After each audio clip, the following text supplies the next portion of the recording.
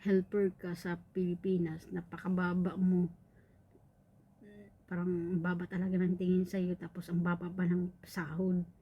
Oh. Unlike pag helper ka sa ibang bansa, pero sa palaran lang talaga. Yan din nga Jenny, kasi hindi rin lahat ng mga nag-OFW is pinapala din sa trabaho, sa amo. Baga, pag nag-abroad guys, take your risk talaga. Kasi makikipagsapalaran ka talaga sa ibang bansa.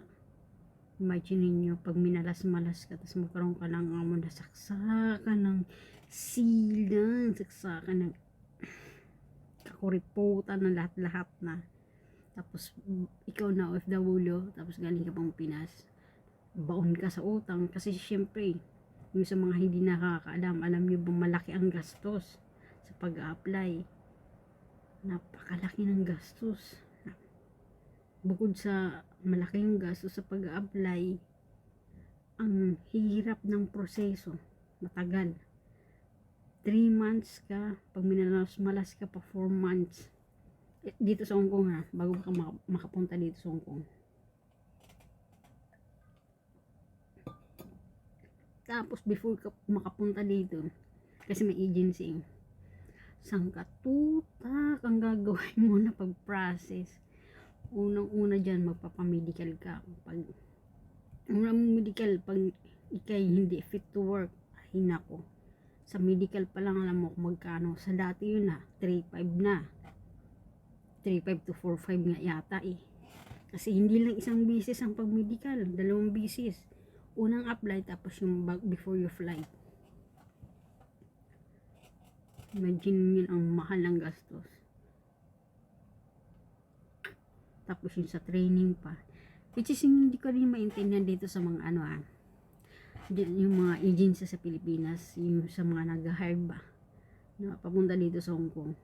Kasi may training, ang mahal ng bayad sa training. Tapos yung tinuturo naman sa aking agency hindi ko naman sinasaraan yung banggitin ko na yung agency ko sa Pasay, yung Los Bimin agency. Yung tinuturo nila na trabaho ng mga nag-apply as a DH dito sa Hong Kong, hindi naman, kumbaga hindi naman tugma or na yun ang ginagawa dito sa Hong Kong. Ewan ko lang kung iba na yung mga yung nagtuturo nila doon, yung training nila sa mga nag-apply as a DH. Kasi if I'm not mistaken talaga, yung mga nagtitrain doon, yung sa mga parang pinaka-teacher ko mga ex din yun mga ex-OFW. Hindi naman ex-OFW na dito sa Hong Kong. Mga ex-OFW sila sa ibang bansa like Taiwan or Singapore. O diba? Tapos yung tinuturo nila, hindi naman tugma pagdating mo dito sa Hong Kong. Kumbaga, ang itinuturo nila kung ano yung experience nila sa bansang pinanggalingan nila. Which is mali din naman yung agency na yun. Ba't sila nag-hire ng teacher ko para magturo ba sa OFW na aplikante nila na hindi naman galing dito sa Hong Kong. Kaya karamihan sa mga OFW galing Pinas, especially pag first timer ka, pagdating sa Hong Kong is din sila, kumbaga nangangapa din kahit nagbayad naman sila ng sangkatutak sa bayad sa training na yan. Tapos yung mga tinuro or kung anong nalaman nila is parang kasalungat naman. Hindi naman kasalungat, kumbaga may pagkahawig lang. Pero hindi yun talaga ang ginagawa dito. Di ba? Kaya minsan yung ibang mga OFW pag nandito na, nag-struggle talaga sila. Ulot, isa na yun sa tinuturo sa agency, kasi galing ako dun sa agency na yun. Is ang unang-una is kailangan maabang pasensya mo.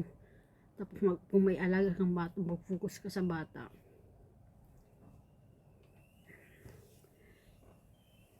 Ay, Ay, naka, Diyos ko. Mahirap din maging OFW, no? Hindi rin basta-basta. Kaya, sa mga, lalo sa mga first timer na nag-a-apply, papunta dito, kailangan talaga, ang masasuggest ko is, hanggat maaari, hanggat makakaya, kung minalas ka man sa employer ba, pagtiisan mo talaga, guys. Pagtiisan mo nga hanggang sa matapos yung kontrata mo. Huwag kang bibitaw. Basta huwag ka lang sasaktan. Pero ang kinagandahan naman dito sa Hong Kong kasi patas yung law nila dito. Yung mga pulis, talagang patas sila. At alam din niya ng mga Hong Kong people. Kaya hindi rin sila basta-basta. Pero although may mga Hong Kong residents din naman dito na talagang lumalabag sila sa, kumbaga, sa contract. Kasi unang-una yun, sa OFW kasi may contract yan eh. Kung ano yung mga legal na dapat nang gawin ng isang OFW, kung anong rights niya. Pero yung iba, hindi rin yun nasusunod. Gaya na lang na example. Sa kontrata is bawal, ikaw na OFW ka, sa pinirmahan mong kontrata sa iyong employer, bawal kang magtrabaho sa ibang tao. Kailangan sa employer ka lang magtatrabaho. Yung kung sino yung nakapirma sa'yo, kung ano, sino yung pinirmahan mong employer, sa family ka lang niya dapat mag-work. Pero which is minsan is hindi yun natutupad. Kasi minsan may mga employer is lumalabag sila sa kontra. May mga employer minsan na dinadala ka sa parents, pinagtatrabaho ka doon. Nangyayari yan. Tapos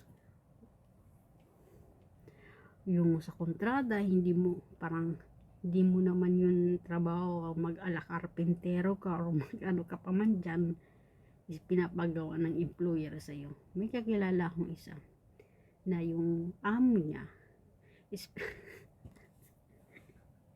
ang sabi niya sa akin is yung amo niya is may pinagawa sa kanya na wala naman na sa kontrata, pero pinapatrabaho sa kanya. Hindi ko alam kung ano. Basta ang nabanggit niya lang is nag-ala karpentero daw siya. Tapos kung ano pa, basta hindi niya binanggit. Nag-ano din kasi siya eh. Nag-aalangan din siguro siya magkwento.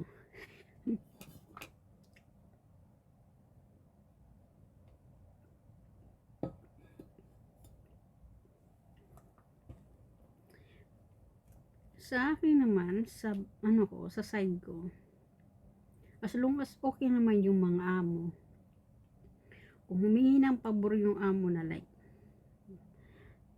palinisin ka sa parents niya, or kung paalagaan ka ng pamangkin niya ng ilang oras lang naman, sa akin, para sa akin okay lang, wala akong complaint dyan. Kahit tabag na yun sa kontrata ba.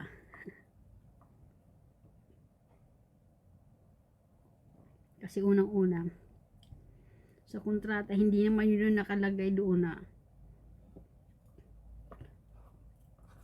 pwede kang mag-alaga ng anak ng kapatid niya.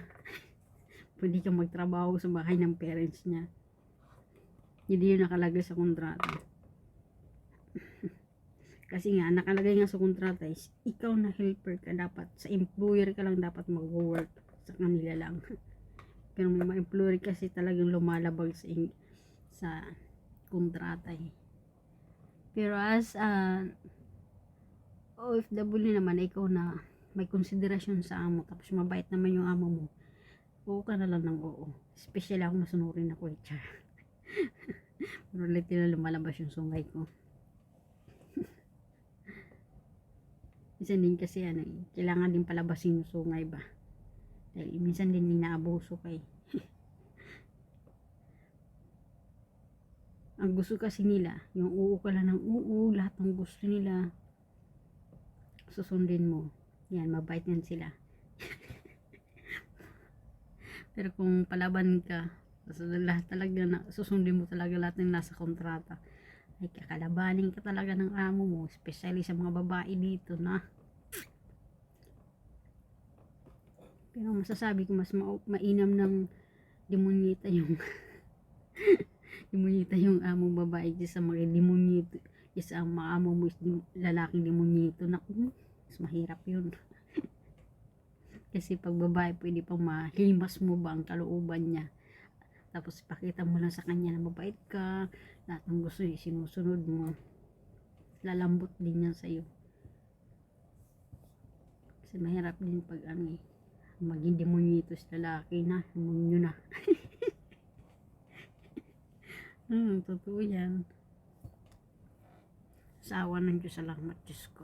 Kasi sa dami na pinagdaanan ko, hirap sa buhay, especially sa aking pamilya. Kaya ako lang inasahan ko. Pag siguro, pag yung naging employer ka sa mga ganun na ako, Diyos ko. Kahit siguro, tatapusin ko lang kontrata ko, tas ayaw ko na. Kahit mahirap pa ang kalagayan sa Pilipinas. Kesa magkasala pa ba? Nako. Hirap din eh.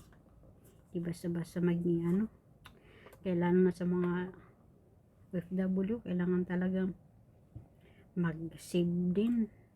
Which is naiinis din ako sa sarili ko kasi nagsasabi ako kailangan mag-save din para sa sarili kasi hindi laging ganun. Malakas ka, nakaya mo magtrabaho. Pero wag ka, hanggang ngayon wala akong savings. Walang pera. Totoo yan. Ay, naku, naiinis din ako sa sarili ko. Dami ko kasi mga parang obligasyon sa buhay.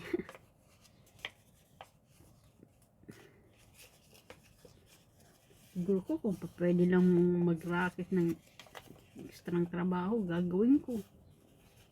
Hindi lang legal ba? Illegal pala. Like, pwede ma-extra work sa ibang amo ba? Maganda pag extra work ka sa ibang amo. Narinig ko lang to mas mataas pang bigayan. Mas mataas sa isang araw. Ilang oras lang yun, 2.